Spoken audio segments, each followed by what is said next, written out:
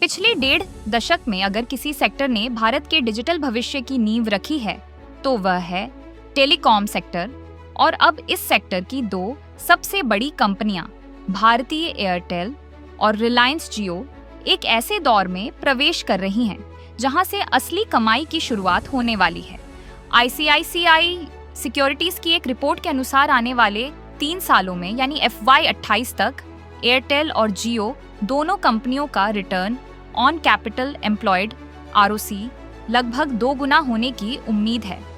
लंबे समय तक दोनों कंपनियों ने अरबों रुपए नेटवर्क तैयार करने, स्पेक्ट्रम खरीदने और नई तकनीकों को अपनाने में लगाए, लेकिन अब जब उनका नेटवर्क पर खर्च कैपेक्स घटकर डिप्रिसिएशन से भी नीचे चला गया है, तो यह उनके लिए मुनाफे और कैश फ्लो बढ़ाने का बड़ा अवसर बन गया है। रिपोर्ट बताती है कि FY25 में एयरटेल का ROC 14.2% है, जो FY28 में 28.4% तक पहुंच सकता है।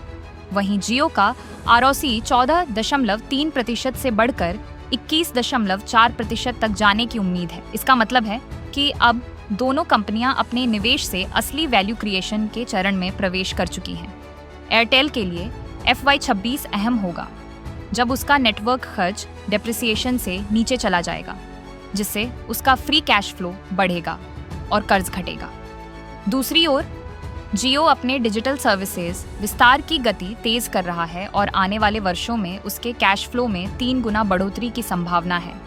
देश में सबसे तेजी से 5G नेटवर्क फैलाने के बाद जियो के आधे से ज्यादा ग्राहक अब 5G सेवाओं पर हैं, जबकि एयरटेल भी अपने उपभोक्ताओं को बेहतर और स्थिर कनेक्टिविटी देने पर केंद्रित है।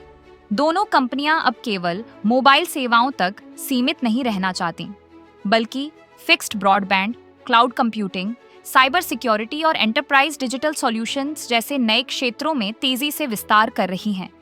रिपोर्ट का अनुमान है कि आने वाले वर्षों में फिक्स्ड ब्रॉडबैंड रेवेन्यू में 15% और एयरटेल के होम ऑफ एंटरप्राइज बिजनेस में करीब 29% की सालाना वृद्धि देखने को मिल सकती है।